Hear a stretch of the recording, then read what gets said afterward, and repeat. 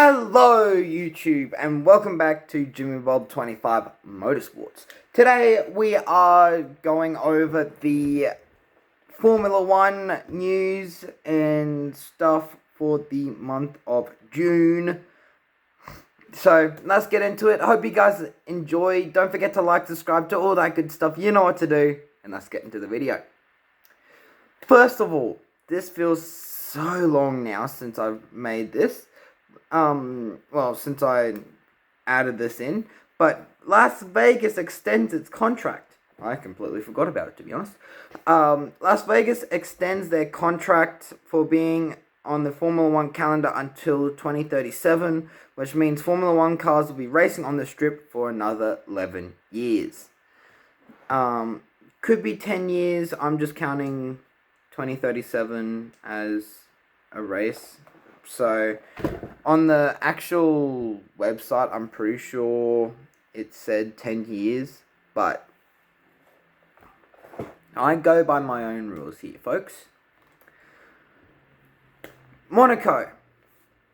Is the championship over for George Russell? No.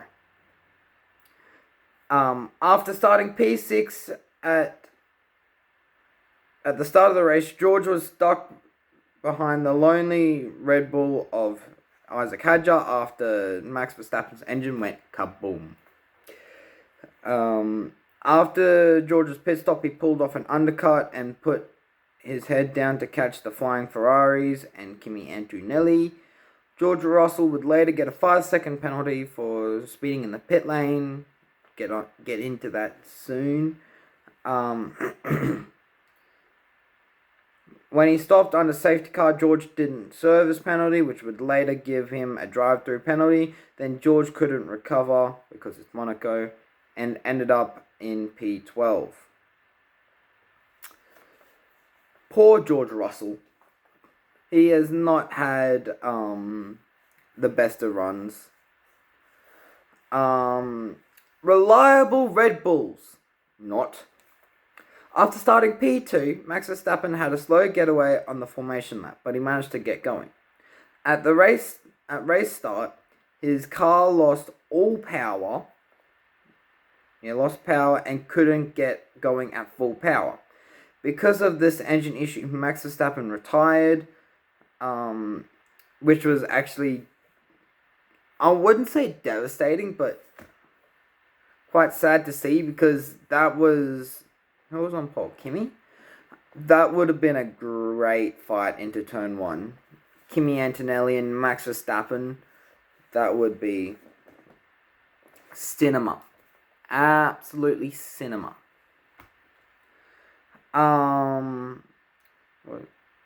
Later on in the race, Isaac Hadjar complained that his engine wasn't working properly, and because of this, he held George Russell up for 10 laps. Isaac would later hold his ground and would finish P3. Asterisks. Penalties galore.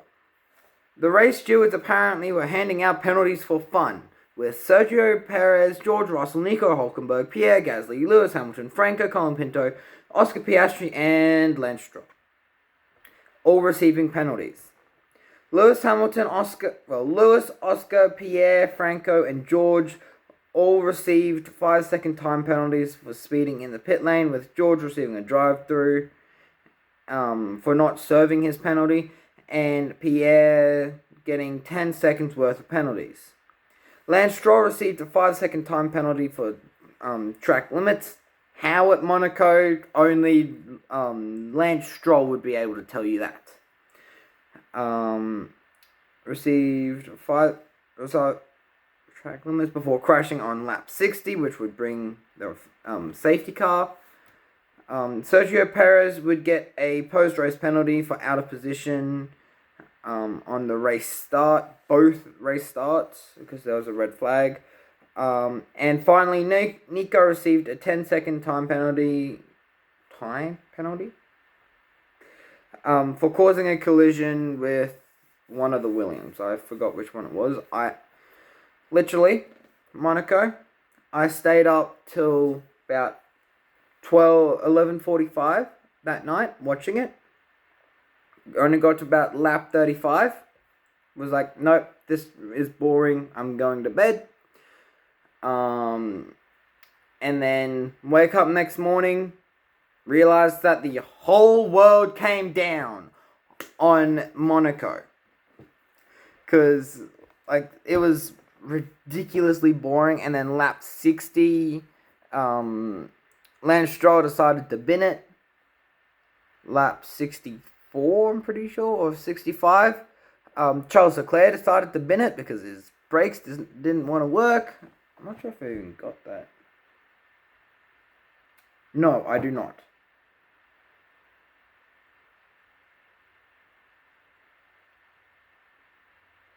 How many races do we have this weekend? This month? I thought we had 3.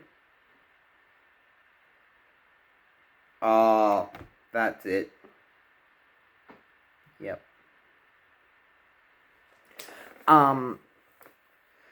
So, yeah. McLaren's 100th race ends in heartbreak.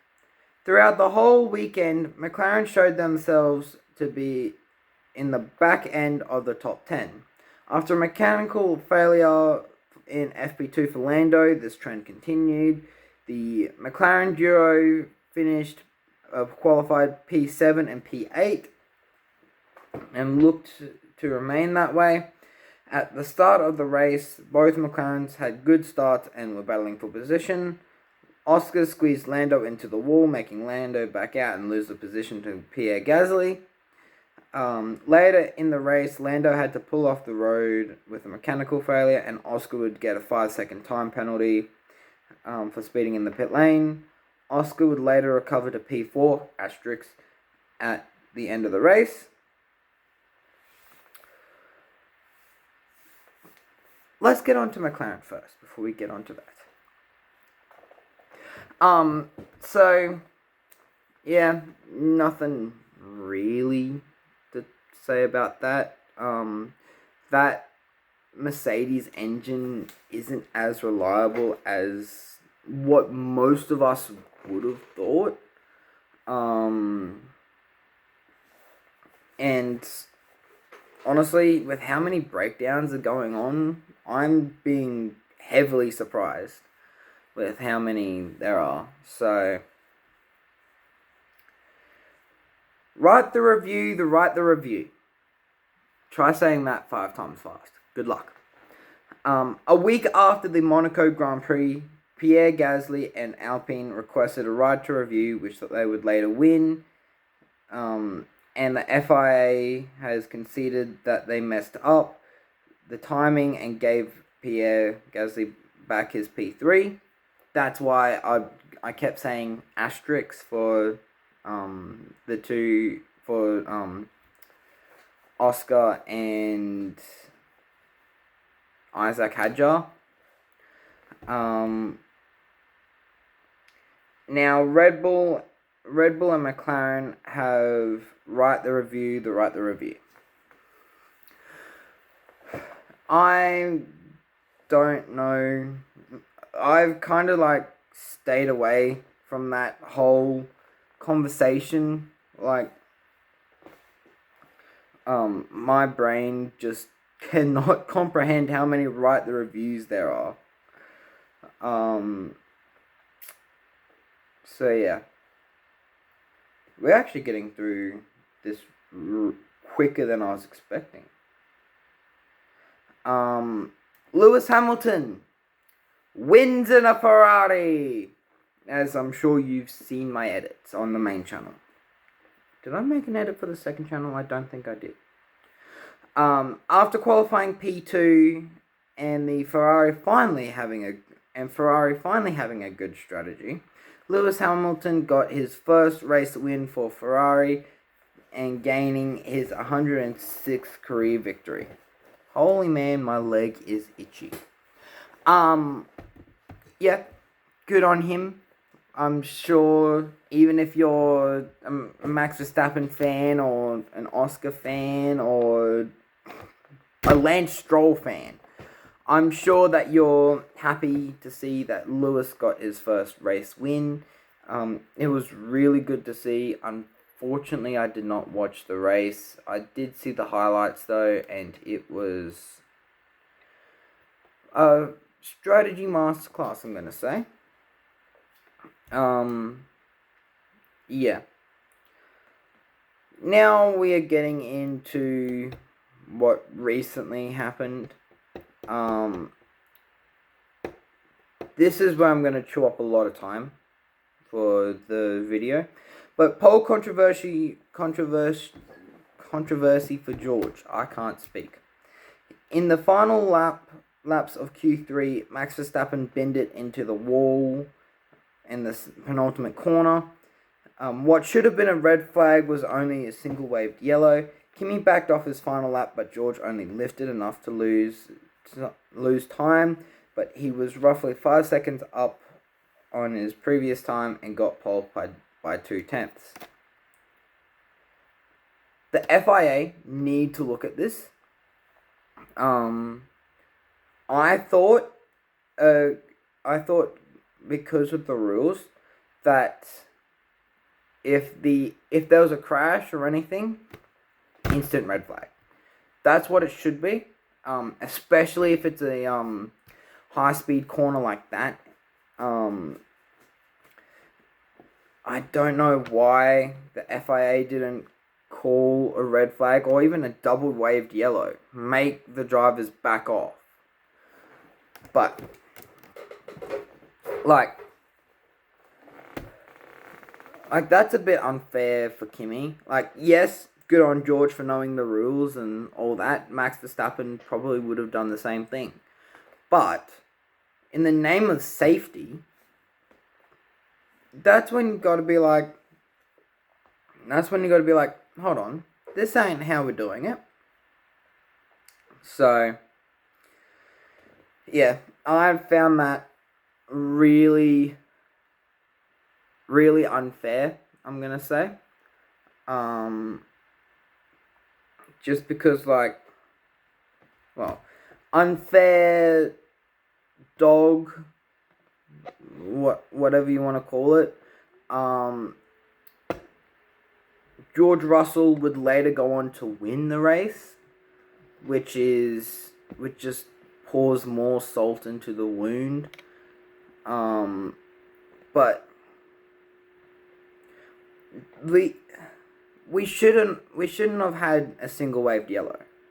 At least we should have had a double waved yellow, or as I would have instantly seen it and be like, red flag the session. Don't care that it's the final laps of Q3.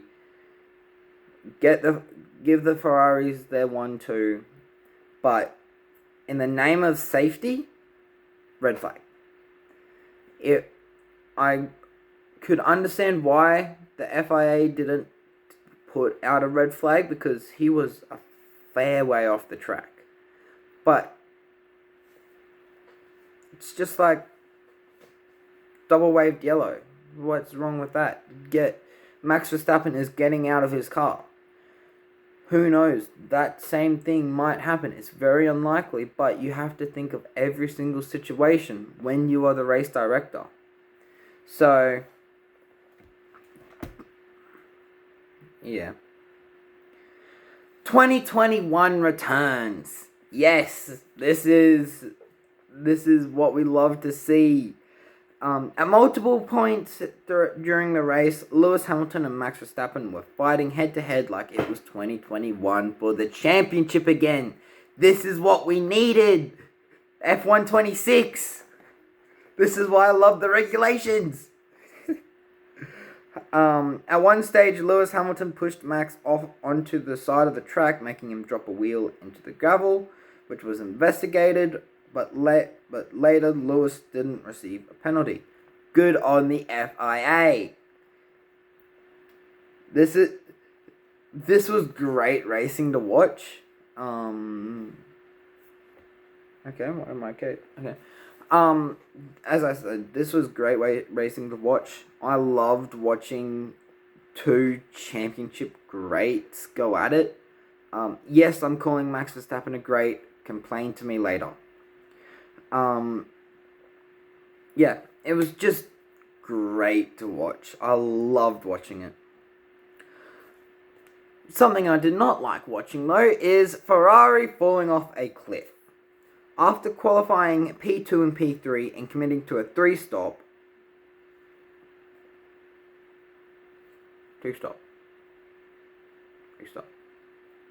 I think it was a 3-stop. Charles and Lewis did not look to be on the pace at all, with Charles finishing P8 and Lewis finishing P5. At least Lewis still got ahead of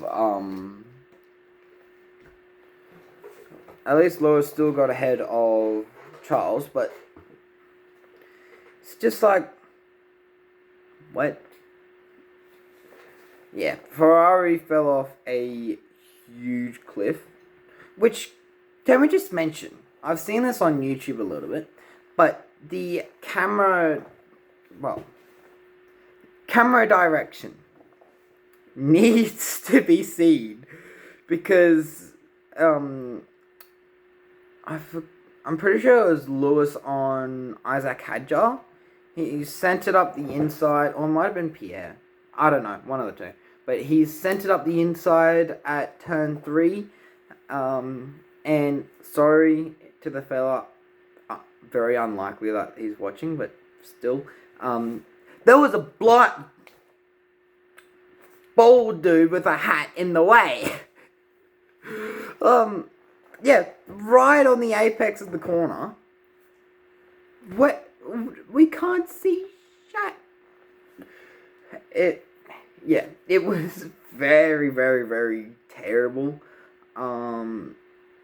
But on the positive side, the drone shots that they made, that they had there, out of turn 4 and turn 5.